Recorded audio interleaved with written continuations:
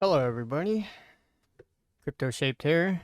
Hope everybody's mining along and making it through this bear market or the beginning of the bear market.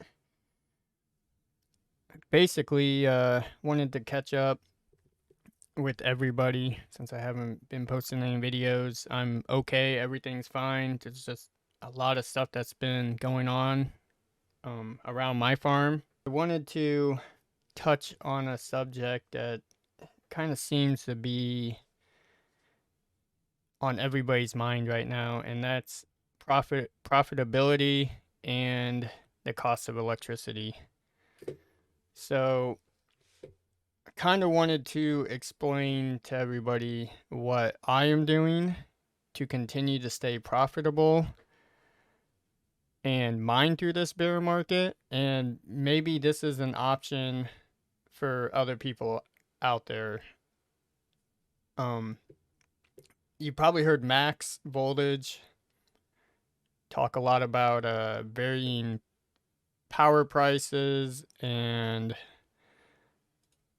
kind of pay by the hour. Our prices fluctuate. We got peak times, non-peak times. I am also from the same state he is from, Illinois, and I have the same program he does. So I don't know if this is an option in other states or not, but I do know it's an option in at least our state, or anybody who's mining that's in our state. They can take advantage of this program. Basically, my power company is Ameren, and the program that it's called something different for Max, which I believe he's on ComEd, but it's the exact same concept, same program. So we buy our power at market price. So it would be the same price that the power company would buy it from and resell it to you at, pretty much. Correct me if I'm wrong in the comments, but it's called Power Smart Pricing, and basically what it is, Power Smart Pricing is a supply rate program for residential electric customers where the price you pay for electricity varies hour by hour based on actual prices or market prices.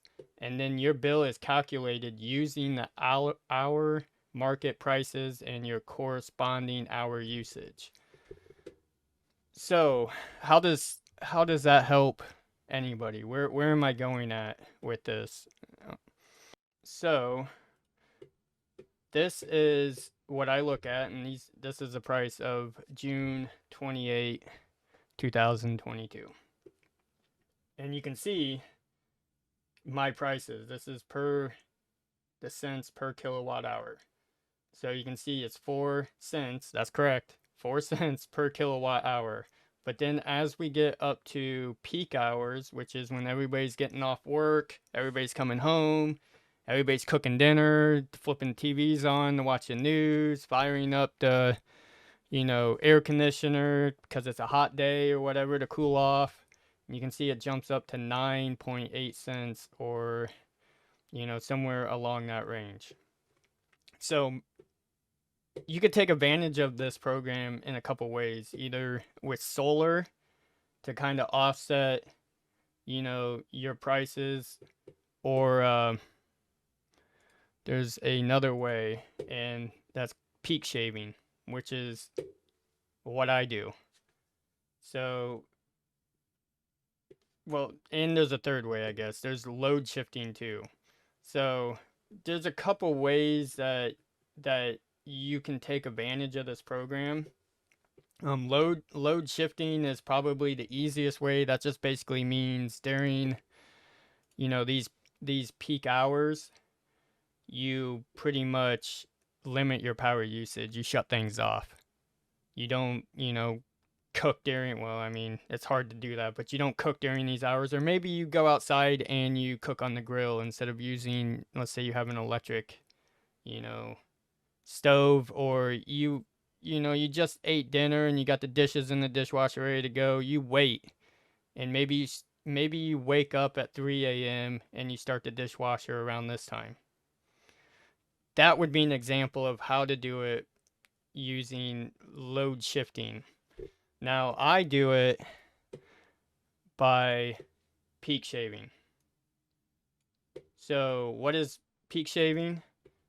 It basically reduces my power quickly for a short period of time to avoid the spike in the price. So this is a good example right here with the chart with load shifting versus peak shaving.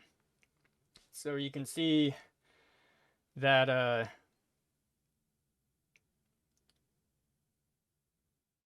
the load, which is here, and then this is the price, is a green line.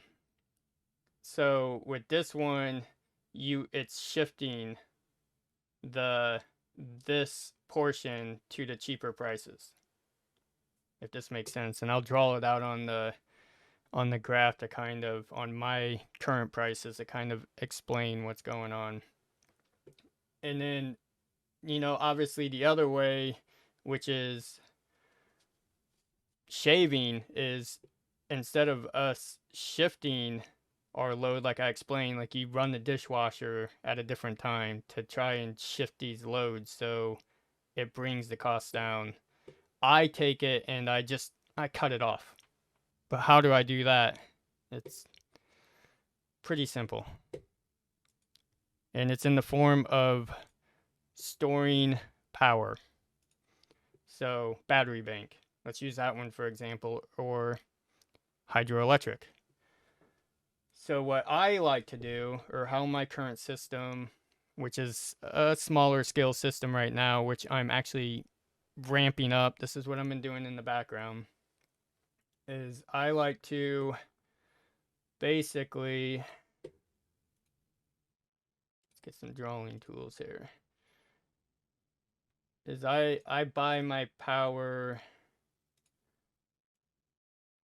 at this time, or maybe over here. I have an algorithm in my software, and this is all Arduino controlled. So I basically scrape these prices every night at 5 p.m. So when the prices are released to us, 5 p.m., 5:30 every day, they release the next day's prices. That's why it says tomorrow right there. I get the prices for tomorrow. They're already set in stone.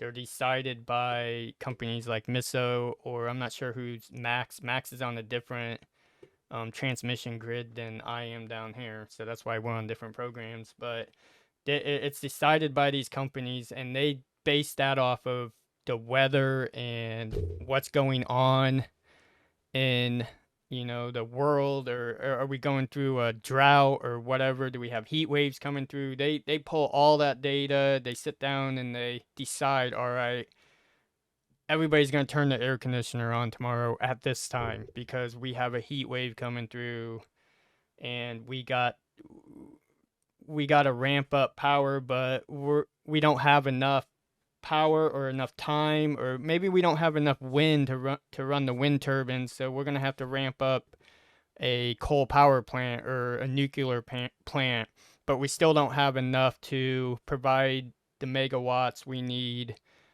to give the power to everybody.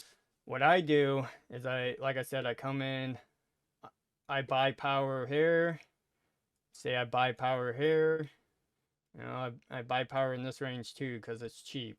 So I basically set myself a threshold, which is normally in the 4 cent range, or sometimes I will shift this line depending on where my high is.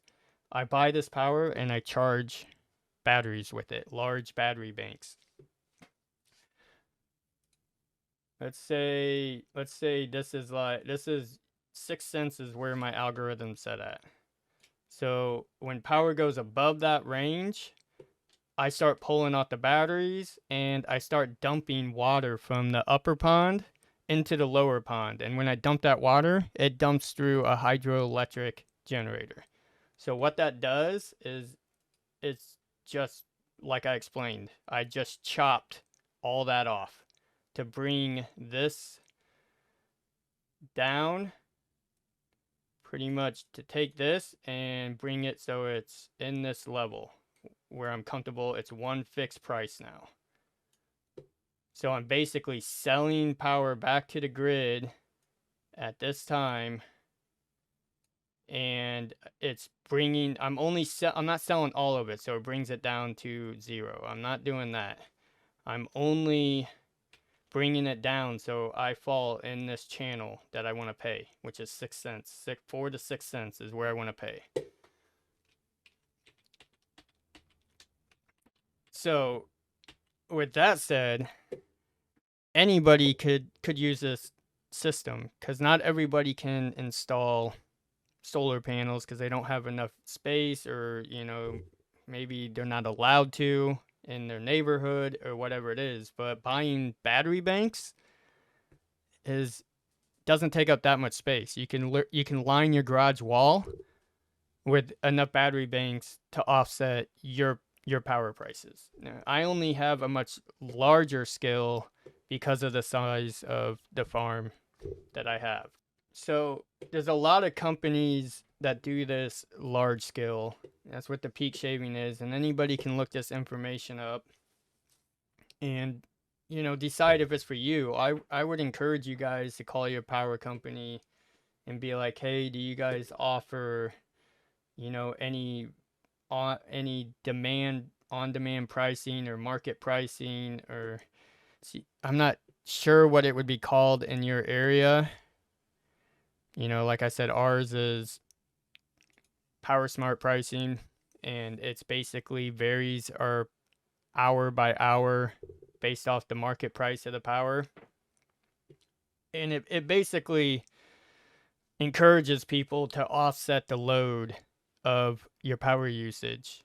And that not only offers security to the grid, kind of like mining, but it also, brings down your overall power usage. Now, this is something that you have to stay on top of. Max has probably mentioned on his stream that me and him kind of coordinate once a week or every other day, or maybe every day, depending, like, hey, what's your power prices up there at this time of day, and just to kind of get a feel for, is his power moving with my power? Is there something different between his transmission grid that he's on and my transmission grid that I'm on? Just to kind of keep up. But we do check it every day. It's kind of like a chore, and then we plan for tomorrow. It doesn't take very long. It's, like 10-20 minutes out of my day to look at the prices and be like, all right, this is what I got to do for tomorrow.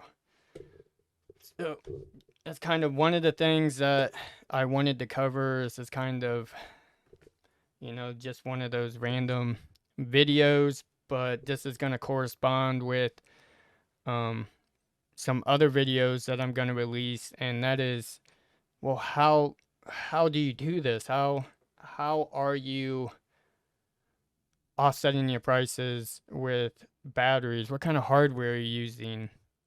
And we're going to get into some videos on that, on setting up, just a real simple project. But I'm going to end that here.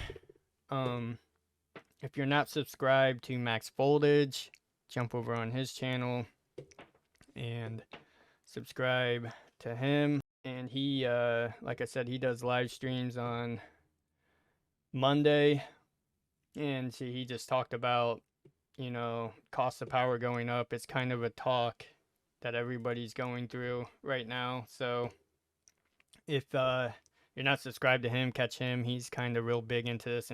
So I will talk to you guys later, and thank you.